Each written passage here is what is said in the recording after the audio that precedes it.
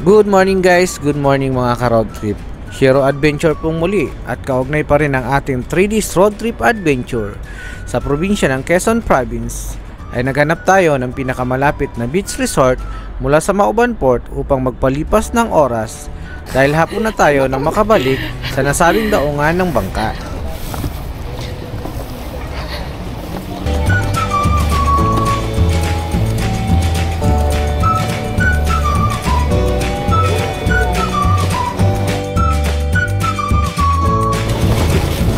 Nga boss.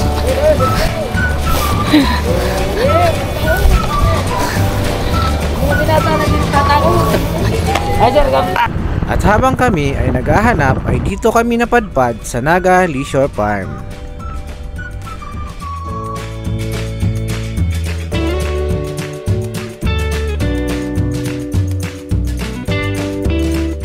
Halos isang oras din ang aming nilakbay bago makarating sa nasabing lugar mula sa bayan ng Mauban.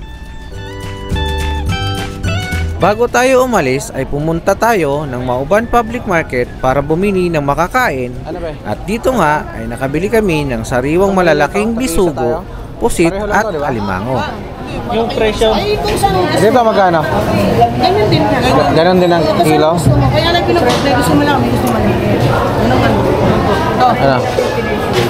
kumuha ka malaki kasi may mga bata eh. Ito na lang, ayuain na lang. Oo. Ano kasi matinik, napakatalas kasi ng ano yan, tinik niyan. Pag matinik ka yan, hallelujah ka kagad. Okay na tatlo? Okay na?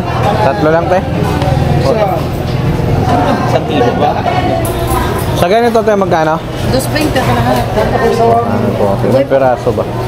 Ito, 2.80 ang kilo. Kay Shiro? Bigyan natin kay Shiro. Nasa taba pa. Hindi ka dyan. Ilang peraso ba kalahati nito? Tingnan natin. Ngayon, pati wala pa isang AM sarap. Sige ito, bakawa nga ito. Bakal masin, talaga rin ganaan. Malaki. Pati plus babae. Ano yung babae ito, no? Oo, kaya hindi kayo dyan lugi. Sige. Lahat na ninyo, dapat ito malahat. Hindi, okay lang te. Makano ka? Ano nga lang bigay ito sa inyo? Position mo rin. Pagkala? Ayaw pa ng mga buo. 396, 395 na lang. Puro. Kaya may hindi lugi dito, lahat ay babae. Siguradong mataba ko mo. Ah.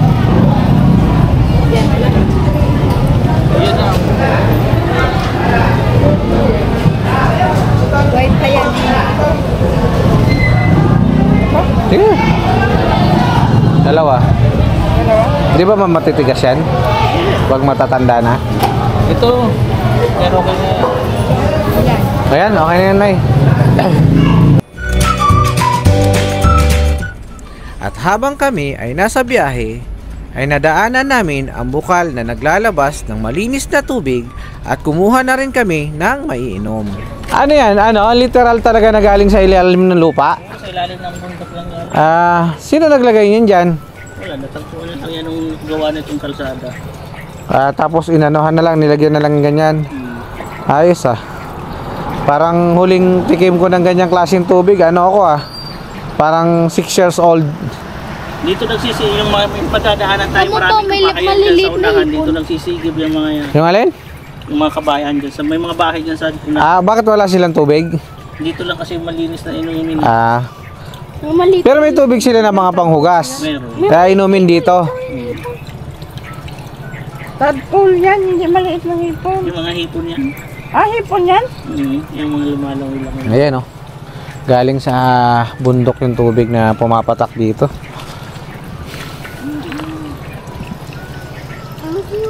Ano lasa niyan? Okay lang, masarap naman. Hindi na nilagyan ng filter ano? Wala na. Filter. Kumbaga sa atin sa probinsya sa Bicol, ano yun eh, alam mo yung may hukay, ano ba tawag doon? Bubon. 'Di ba? Sa inyo ba sa probinsya nyo, anong tawag sa ganyan yung ganyan tapos nilalagyan ng hukay na parang ganon? Tapos para maipon yung tubig.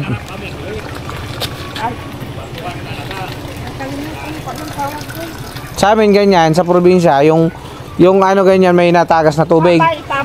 nilalagyan ng parang hukay na ano, tapos ang bato, yung matigas yung apgo na tinatawag o yung adobe, no? Dati sa Bicol, bubon kaya yung sa gurong. Bubon sa gurong. Nangangalahati pa lang tayo eh. Nangalahati pa lang. Mas marami pang mga pababa dito. Ito na yung... Marami pa tayong ako ng baba. Ito kasi dyan, ano na yan, gubat na yan dyan. Wala na mga nakatira dyan sa unahan yan. Buti hindi nawawalan ng supply ng ano yan, no? Kahit sabihin, kasi dati. Ito nawawalan. Hindi kasi dati syempre, yung climate change ba? Kahit ng summer, hindi yan nawawala. Saan kaya nanggagaling yan? Yung sa mga ugat, ano? Natikim na ba ako yan? Hindi pa, syempre. Ngayon, makakatikim ka na. Tikman mo, ganunin mo. Tanggalin mo. Tapos yan. Kasi muna kamay mo. Tapos inumin mo. Yan, tapos ganunin mo, inumin mo. Anong lasa? Mineral? Lemon na lang. Ha? Masarap? Lasang mineral? Masarap pa doon. Ha? Mas masarap pa doon. Malinis yan, nak. Alam mo dati, lalo na sa probinsya, ganyan ang mga inumin. Kasi dati, Lamig niya, no? kasi dati, nak, wala pa yung mga kahit ngayon, sa bundok talaga, wala mga ano, ganyan pa rin. Inom natin sa siyudad, may mga chlorine ngayon. Yan talaga natural yan. Talagang masarap talaga yan. Mas masarap pa yan sa mineral water. Ito talaga mineral talaga to, may halo to. Kasi sa mineral water, nak, parang ano na pre-nasis na eh. Ito, ang lasa nito, alam mo yung lasa ng ugat ng mga puno? Yung sa mineral kasi inilagay na lang dun yung mineral. Pagkain, ayun o. Mapatik yung manlak. Pagkain 90s na taga-bukid. Pero masarap yan. Ang tawag dito ay korumbot. Ayan, nakakainin mo to, nak. Matamis yan na masin-masin.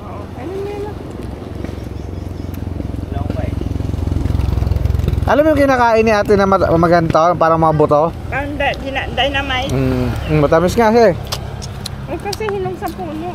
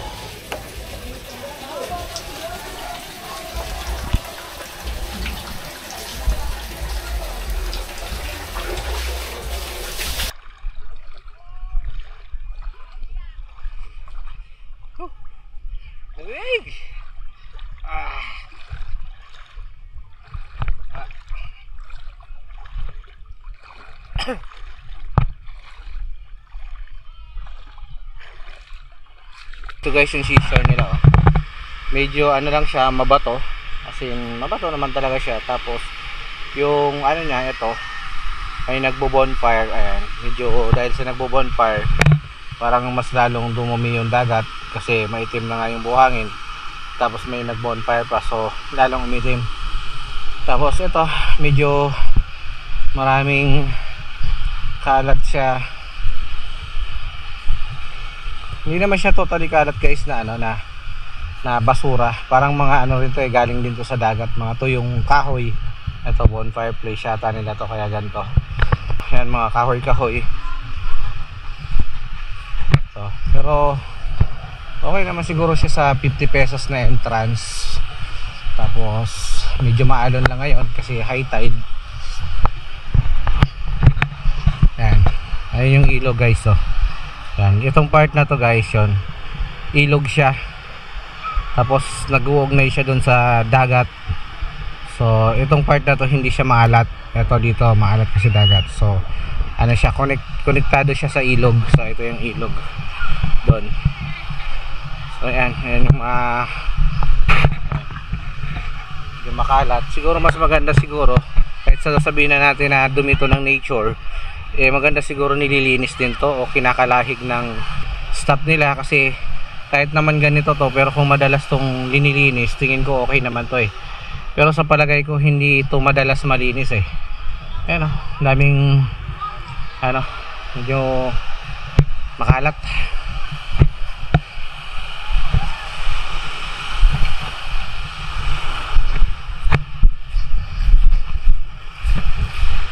So ito, pagdating sa seashore nila, ito yung seashore nila. Iba naman pala to guys, yung dito banda sa lugar na to. Iba na yata yung may-ari nito Naga Cove. Ayan. So ito yung seashore nila, ito yung buhangin nila. Napapansin nyo, hindi siya buhangin. Ano siya, parang mga pebbles. Medyo maliit lang na konti sa pebbles. So ano siya, malalaki siya ka maitim. So yun. Tapos sa dagat naman, dito sa part na to guys, malinis dito. Pero dun sa part na yon, katulad nga ng sabi ko, siguro kulang lang sa linis yung mga staff. Kaya ganun ka kalat o dumi. So sana malinis din naman nila kasi sayang din yung mga turista na pumupunta rito. Kasi kahit maitim yung buhangin, pero kung malinis naman yung lugar, sa tingin ko hindi naman sila manghihinayang sa 50 pesos na babayaran nila. So yun lang masasuggest ko guys sa staff nila na palagi nilang lilinisin hanggat mari, sana araw-araw. Mabato yung kanilang dagat. Doon sa buhangin nila, sa seashore nila, yung buhangin nila hindi siya mapino, so para siyang mga pebbles. Pagdating naman dito sa dagat, malalaki yung bato, titignan natin.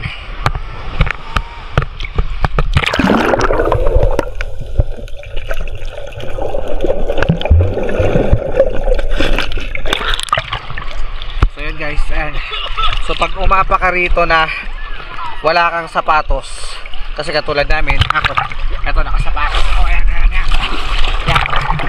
nakasapatos ako, so okay lang, hindi masyado masakit. Pero kung pupunta ka rito na hindi ka nakasapatos, maaari kang matapilok at maaari kang mapilayan. So guys, siguro mas maganda nakasapatos kayo rito para hindi kayo masaktan, kasi katulad ngayon medyo maalon, tapos inaalon ka pa. So ang tendency nito, madudulas ka sa mga bato. Pag nadulas ka sa bato, so masasaktan ka, mapipilayan ka. So yun lang guys magsasapatos kayo dito. So patingin niya anak ng underwater kung ano. Iba yung may-ari no? Iba, may-ari. Pero yan pa rin yung way.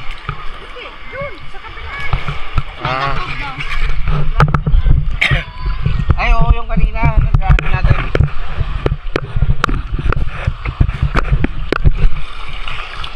Kaya nga pala guys, itong seashore na katapat na seashore na itong pinaliliguan natin, hindi to doon sa resort kung saan kami nag-check-in. Itong resort na to kung saan kami naroon ay ang tinatawag na Naga Cove. Ayan o, Naga Cove. Ayan. So dahil medyo parang mas maganda rito at medyo mas malinis, so dito kami gumaway sa lugar na to, hindi doon banda sa kung saan kami nag-check-in doon.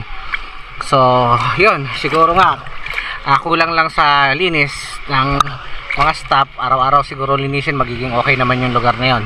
So nandito naman tayo, magkakatabi naman yung seashore. So tignan natin yung ilalim ulit.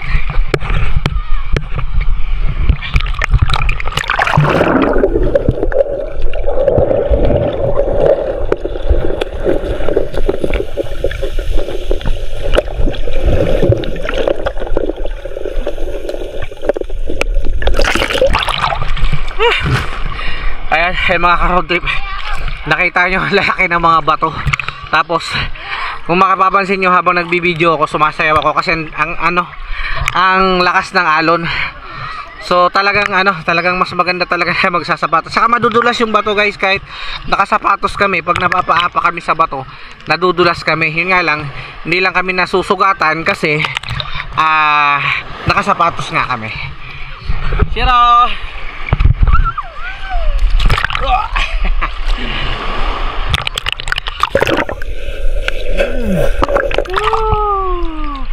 Zero.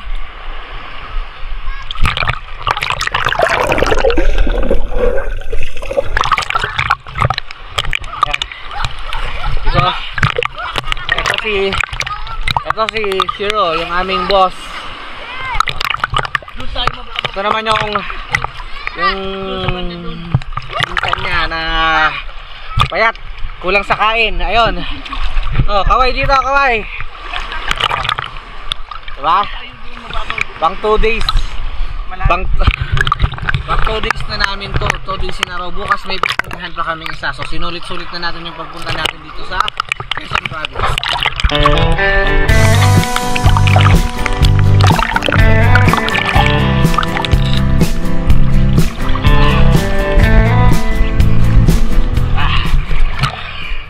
Siya nga pala guys, kahit kahit mabato siya, hindi naman siya yung tipong dagat na biglang sobrang lalim. Naman siya, proportion naman siya. So kahit medyo maglakad ka papunta doon, hanggang dibdib lang yung tubig. Yun nga lang, hindi ko advisable to sa mga bata, lalo na yung mga bata na 6 years old pababa siguro, lalo na yung walang mga gabay ng magulang. Kasi pag yung anak nyo ay natapilok dito, sigurado pag na-out balance yan, baka malunod yan, baka meron pang hindi magandang mangyari. So advice lang na gabayan yung mga anak para sa kaligtasan nila. Okay, well guys, enjoy naman kami kahit hindi maputi yung buhangin. Tapos siya nga pala guys, yung tubig alat, yung pagkaalat niya hindi masyadong maalat, hindi katulad nung napuntahan namin na iba, medyo maalat-alat nito. Kahit pa paano nakakamulat kami ng walang goggles kasi hindi masakit sa mata. So Parang ninja. katulad nun. So enjoy lahat. Enjoy lahat. Go!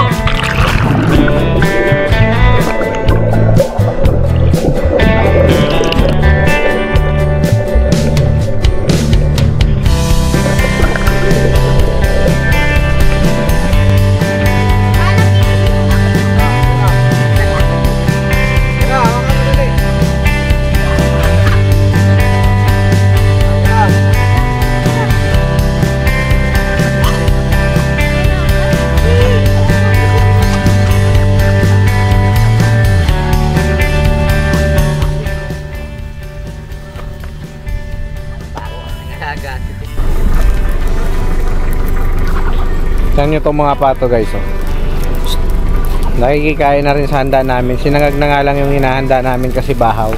Gusto mo makikain, na lang ang kakainin namin ngayon. Oy, dun nga kayo, dun. Pag binubugaw mo pa naman, lalong lumalapit. Akala, pag binugaw mo ng ganon, akala hinahagisan mo sila ng pagkain. Dun. Huwag mo akong tutukain. Tara, alis. Tara doon, doon.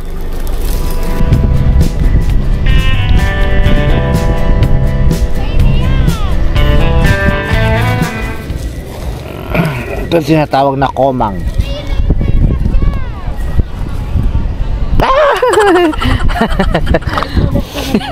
Mahabot sa kamay ko parang gustong lumabas. Ayan Malabas na nga. Parang gustong nangangagat ba to? Nagat ba? Hindi nangangagat. Pero hindi to kinakain. Kasi siyempre parang seashells din siya, diba? Ayan, nalabas na siya. Nalabas na. Baka kasi mangagat. Hindi, may sipit yan. May sipit.